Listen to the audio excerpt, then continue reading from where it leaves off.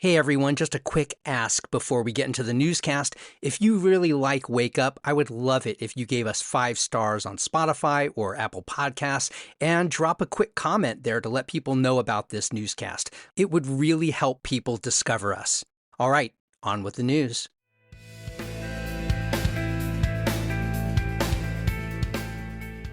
Wake up, Pittsburgh. I'm Matt Peiken, and this is your local newscast for Wednesday, February 11th.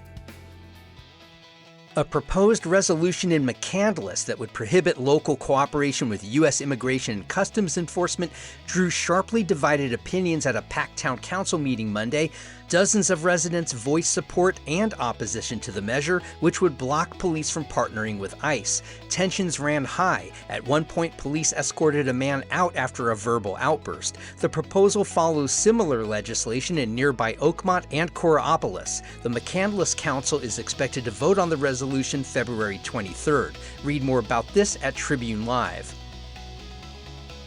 Pittsburgh voters will decide this May whether to modernize how the city announces public hearings, including zoning and budget meetings. A new ballot question proposes amending the city charter to allow digital notices in place of print ads in newspapers of general circulation. The shift comes as the Post-Gazette, the city's primary outlet for such notices, plans to shut down May 3rd. If approved, the city could instead use its website and digital news platforms. The change will appear as a yes or no question on the May 19th primary ballot. You can read more about this in the Post-Gazette.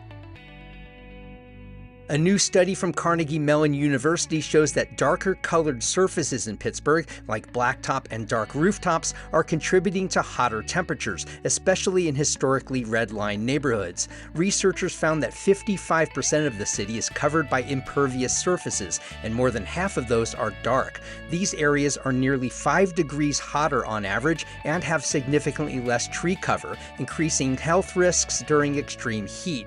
Study author Susie Lee says using lighter materials and planting trees could help reduce temperature disparities. Read more about this at WESA. A Westmoreland County High School basketball coach is facing felony charges for allegedly embezzling over $246,000 from a nonprofit. Michael Fantuzzo, the boys' basketball coach at Burrell High School and former volunteer treasurer for the Pennsylvania Occupational Therapy Association, is accused of making unauthorized purchases between 2021 and last year. Prosecutors say the money funded personal expenses, including vacations, a hot tub, and credit card payments. The thefts came to light during a 2025 board transition. Fantuzzo turned himself in last week and is free on $100,000 bail. A preliminary hearing is set for February 17th. Read more about this in the Post-Gazette.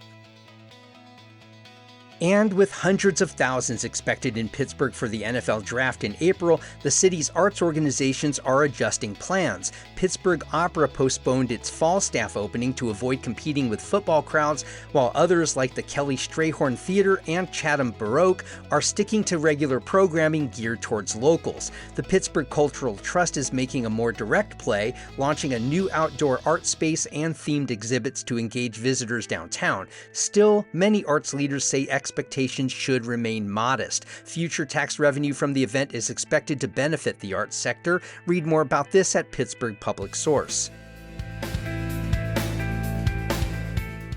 Our free newsletter is a quick local news digest, essentially this newscast in written form. Subscribe at wakeuppit, that's pit.transistor.fm. You can also find us on Facebook and Instagram at wakeuppit, and please share this podcast with your friends who care about this city.